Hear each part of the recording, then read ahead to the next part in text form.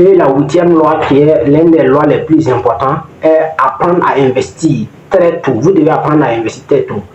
Donc, Warren Buffett, l'un des hommes les plus riches de l'Amérique, avait l'habitude de dire que lui a eu trois choses dans sa vie, trois chances. Que ces trois choses dans sa vie qui lui a permis de réussir, c'est le fait d'être en Amérique, la science et les intérêts composés. C'est pour vous montrer que quand vous êtes très jeune, c'est le meilleur moment de commencer à investir. Le meilleur moment de commencer à investir, c'est quand vous êtes très jeune, pour pouvoir capitaliser sur la puissance des intérêts composés. Les intérêts composés que Albert Einstein qualifie de la huitième merveille du monde. Qu'est-ce que c'est que les intérêts composés? Les intérêts composés, c'est quand tu achètes des actions dans une entreprise. Genre, tu as mis 10 000 francs dans une entreprise, chaque année, l'entreprise te donne minimum, généralement, c'est 10 à 15%. Même au niveau de la BRM, tu peux aller à 20% par année. Donc, chaque année, chaque mois, tu mets 10 000 francs ou même 20 000 francs chaque mois. Et dans l'année, maintenant, on va schématiser, maintenant, on va te payer. Disons que tu as 300 000 francs par an. Tu as arrivé à 300 000 francs par an. Et ça se produit, même si c'est 15% de 300 000, ça va combien? Ça va atteindre les 35 000. Donc, les 35 000, maintenant, tu convertis ça directement en action. Et la deuxième année, maintenant, tu continues la deuxième année, maintenant, à mettre chaque mois, quelque chose. Donc, même si tu as commencé à l'âge de 20 ans, imagine à 40 ans, tu as combien? Si tu as commencé à l'âge de 25 ans, imagine à 45 ans. Si tu as commencé à l'âge de 30 ans, imagine à 50 ans. Donc, vous devez commencer à investir très tôt. Si vous venez d'une famille de basse mobilité, afin de pouvoir anticiper l'avenir. Parce que vous ne devez pas commettre les mêmes erreurs que vos parents ont commis. C'est pourquoi Einstein disait que la folie, c'est de faire à chaque fois les mêmes choses en voulant atteindre des résultats différents. Vos parents ont commis l'erreur de ne pas investir très tôt. Ce qui les a connu, vous êtes à 50 ans, 60 ans, 70 ans et il n'y a plus rien. Donc, vous devez anticiper l'avenir en investissant très tôt dans les actions.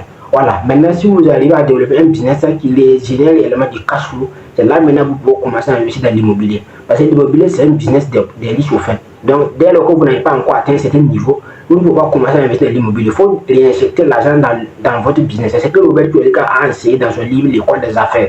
Et c'est cette même stratégie que son père lui a enseigné. La première étape, c'est d'avoir créé une entreprise. La deuxième étape, c'est réinjecter le bénéfice dans l'entreprise. La troisième étape maintenant, c'est les actions et ensuite l'immobilier. Mais moi, je dirais que la première étape, c'est de créer une entreprise. La deuxième étape, c'est réinjecter le bénéfice dans l'entreprise. Et la troisième étape maintenant, je peux conseiller les actions. Parce que là-bas, en Amérique, c'est différent de l'Afrique. Voilà, donc ici, tu peux commencer par les actions, ensuite l'immobilier. Parce que l'immobilier, comme je le disais, il faut avoir des moyens, il faut atteindre un certain niveau. Or, pourtant, les actions, tu peux commencer très jeune, très tôt, tu peux commencer à miser dans les actions afin de pouvoir capitaliser sur la puissance des intérêts composés, que Einstein a qualifié de la huitième merveille du monde. Donc, la huitième loi est indispensable pour si vous venez d'une famille de basse mobilité et que vous devez commencer à investir très tôt.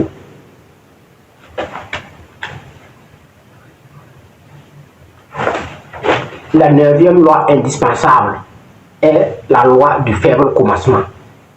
Si vous venez d'une famille de basse moralité, vous devez apprendre à commencer avec très peu. Voilà, vous devez apprendre à commencer avec très peu et puis espérer maintenant croître de façon exponentielle. La loi du faible commencement est un élément assez important. La plupart des grands hommes, ils ont commencé avec très peu de capital. Et puis l'exemple de EMG qui a commencé avec 60 000 francs à l'époque. Et puis l'exemple de Aliko Dangote qui allait prêter 500 000 naira à son oncle, ça veut dire 5 000 dollars en 77. Et 30 ans plus tard, il est devenu l'homme le plus au monde avec une fortune estimée à plus de 10 milliards de dollars à l'époque en 2008. Actuellement, sa fortune estimée à 24 milliards. Or, il a commencé avec 5 000 dollars, c'est-à-dire 500 000 naira à l'époque. Bon, bien vrai que c'est peu, mais il a d'abord commencé avant ça. Avant même qu'il parte prendre le plat sur son oncle, il a commencé avec le business, même avec une petite faible capital. Quand il voulait maintenant importer les produits dans d'autres pays maintenant, pour vendre au Nigeria, qu'il allait maintenant négocier avec son oncle pour prendre le plein. Donc, pour vous montrer que peu importe là où vous voulez aller, vous devez apprendre à commencer avec une faible capital. Même si vous avez 1 million ou 2 millions pour lancer un projet, vous devez apprendre à commencer avec très peu. La loi de faible commencement est un élément assez important dans le business. Vous devez éviter de vouloir injecter beaucoup d'argent dans le business. Si tu veux créer un restaurant, même si tu as 2 millions, moi je te conseille de commencer avec maximum 10% de ton capital. C'est-à-dire 200 000 francs pour essayer de tester le marché. Voilà, même si tu as le capital, voilà, tu peux avoir l'argent, mais il faut avoir la culture du faible commencement, la culture de commencer très petit, peu importe le capital disponible. Même si tu as l'argent, il faut éviter de vouloir injecter beaucoup d'argent pour un début. Tu peux commencer très petit maintenant, et avec le temps maintenant, tu vas essayer maintenant d'améliorer pour voir, bon, tu peux aller prendre un autre local plus grand que ça, et puis investir dans ça, voilà, et puis progresser. Mais dès lors que vous êtes à votre début, et puis vous voulez commencer vite et haut, donc, Si vous commencez vite et haut, si vous allez faire faillite, ça sera fatal.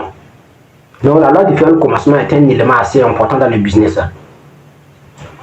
La 10e loi incontournable maintenant est que vous devez apprendre à vous bâtir d'abord avant de vous mettre en couple. Cela est un élément assez important. En Afrique, beaucoup de personnes commencent de se marier sans avoir se bâtir lui-même. Voilà, donc si je bâtis, c'est sur le plan, sur le plan financier, sur le plan intellectuel, sur le plan émotionnel. Parce que quand on dit le mariage, c'est pas du jeu au fait. C'est l'union de deux personnes. Donc, quand tu dois avoir une certaine maturité pour pouvoir vivre avec quelqu'un. Dès lors que tu n'as pas une certaine maturité, parce que c'est 90% émotion. Parce que c'est les émotions au fait. Quand tu es en colère, comment tu réagis quand tu es en colère? Comment tu réagis comme si tu n'es pas content? Est-ce que si tu n'es pas content, si on te parle, comment tu réagis? Tout ça, donc vous devez apprendre à vous bâtir d'abord. Vous devez apprendre à vous bâtir d'abord avant d'essayer de vous mettre en couple. Cela, c'est un élément qui est très très important.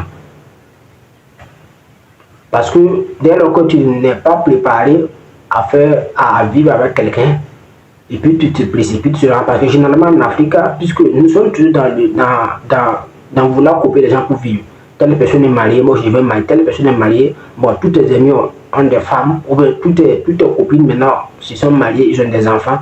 Tu as aussi te dit que bon, c'est moi celui qui est là, donc c'est pas normal que tout le monde se soit marié, que moi je suis là. Donc avec l'influence des parents de la société, tu vas te précipiter maintenant, tu vas aller te mettre en couple avec quelqu'un et tu vas vivre malheureux. C'est deux cas, soit tu vas divorcer, soit tu vas vivre malheureux durant toute ta vie. C'est comme ça. C'est pourquoi il y a beaucoup de divorces dans nos sociétés en Afrique actuellement. Parce que les gens n'ont pas pris le temps de se bâtir avant de se mettre en couple. Donc les gens se précipitent maintenant, veulent regarder les gens pour vivre. Telle personne s'est mariée, telle personne s'est mariée. Il faut forcément commencer à il faut forcément commencer à se marier. Donc, et tu vas te précipiter maintenant, aller mettre en couple avec quelqu'un et par la suite maintenant tu es malheureux ou malheureuse. Donc voilà les 10 lois incontournables que si vous voulez une famille pauvre ou de basse moralité, vous devez appliquer avec diligence afin de pouvoir expliquer la réussite. Et comme toujours, c'était Adama Soro. Si cette vidéo vous a plu, n'oubliez pas de mentionner vos avis dans les commentaires. Et je prendrai un plaisir de lire vos avis. Et comme toujours, si vous voulez, connaître le chemin.